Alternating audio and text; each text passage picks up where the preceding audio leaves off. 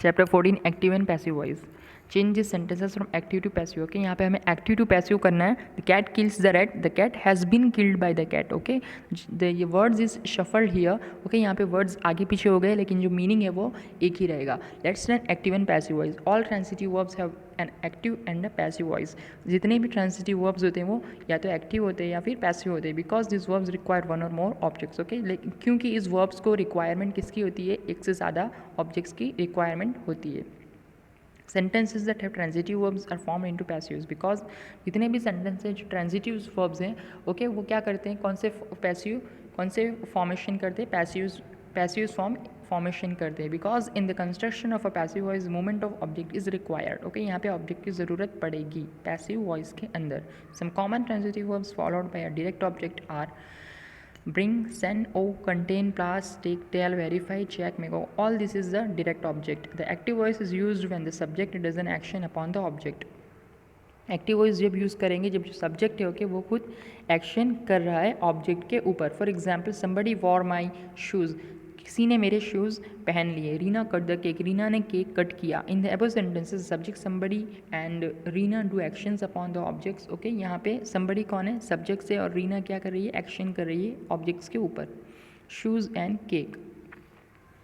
The passive voice is used when we want emphasize the action and the object of sentence rather than the subject. Passive voice हम जब use करते हैं तब क्या होता है, जो एक्शन है वो खुद कर रहा होता है, जो वर्ब है वो खुद करेगा, and the object of a sentence rather than the subject. Either the subject is less important than the action or the subject is unknown. यहाँ पे ऑब्जेक्ट की इंपॉर्टेंस ज़्यादा बताई गई है सब्जेक्ट से कंपैरिजन में। नेक्स्ट,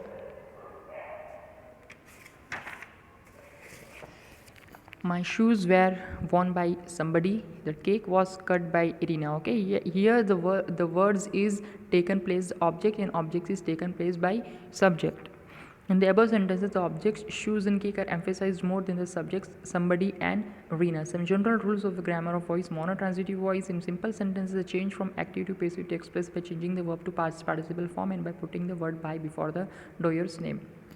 एक्टिव टू पैसिव करने के लिए जो वर्ब है okay, changing the verb to past, हमें क्या करना पड़ेगा, वर्ब को पास्ट पार्टिसिपल फॉर्म में पुट करना पड़ेगा और हमें बाय लगाना पड़ेगा। For example he sells mangoes, active passive, mangoes are sold by him. Okay, by का यहाँ पे लगना ज़रूरी है। The transitive voice and the verb in the active voice is the transitive. जब वर्ब एक्टिव वॉइस के अंदर डी ट्रांजिटिव होता है, possibility of the passive voice formation is of not just one but of two kinds. यहाँ पे दो प्रकार की पॉसिबिलिटी हो जाती है पैसिव वॉइस के अंदर।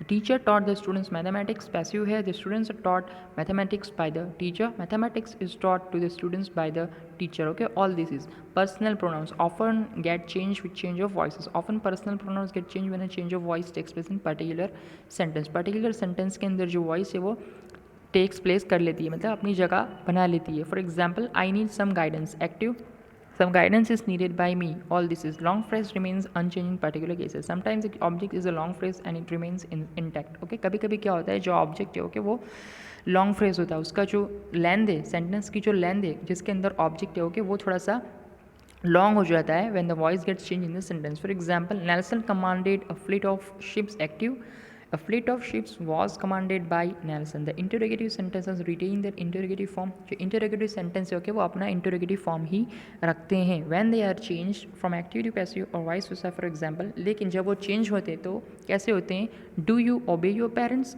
are your parents obeyed by you. Okay, all this is formation of passives in different tenses. The passive voice is formed the suitable tense of verb. Okay, passive voice अगर हम form करेंगे तो suitable tense के साथ हम verb लगाएंगे, be plus the past participle form of the main verb.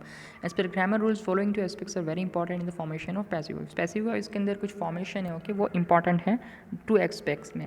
The key to the formation of passive voice is the use of past participle. जो की है ओके फॉर्मेशन पैसिव वॉइस की formation के अंदर जो की इसका बहुत महत्व है ओके वो है use of past participle form of verb and auxiliary verb. For example you took it yesterday, active, past participle है टेकन, इसके अंदर it has been taken by you yesterday, been है ऑक्सिलरी, बाय है connecting preposition and past participle है taken. Okay, the verb form in a passive voice sentence takes shape in accordance with the tense. Tense के हिसाब से okay यहाँ पे जो passive voice है वो सेंटेंस बनाता है। Following chart shows the formation of sentences in passive voice. जो फॉलोइंग चार्ट है ओके ये हमें फॉर्मेशन बता रहा है पैसिव वॉइस की हर प्रकार से स्टेट्स में, हर प्रकार के और kinds of states, that is simple, continuous and perfect form in all kinds of tenses, past present and future. Tense formation and examples. Okay हर टेंस के अंदर से, हर टेंस के हिसाब से यहाँ पे कुछ सेंटेंसेस बनाए हैं. फॉर्मेशन भी दी हुई है. Okay you have to read one time.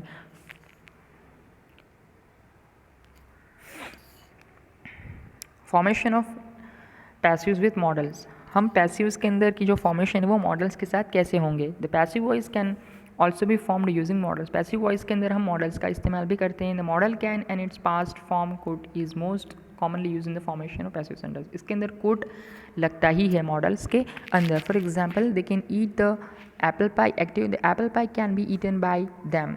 Next,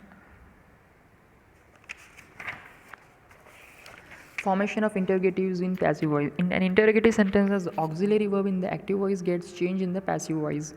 Interrogative sentence के अंदर जो auxiliary verb है okay in the active voice, auxiliary verb है जो एक्टिव वॉइस के अंदर वो चेंज हो जाते हैं पैसिव वॉइस के अंदर. Here are some rules to be kept in mind while forming the interrogative sentences in passive voice. हमें यहाँ पे कुछ रूल्स को दिमाग में रखना पड़ेगा जब हम इंटरोगेटिव सेंटेंस बनाएंगे पैसिव वॉइस के अंदर. तो auxiliary verbs do does did is active voice change to is are और वेयर. ओके जब auxiliary verbs do does did okay active voice से चेंज होते हैं तो ये क्या बन जाते हैं, is are were in the passive voice. For example did she congratulate you, were you congratulated by her. Okay all this is. Next, formation of imperatives in passive voice. Command, suggestion and request. Okay all this is imperatives. Imperative sentence में command के अंदर the active voice is changed into passive voice by using let plus object plus be plus past participle. For example, carry the bag home.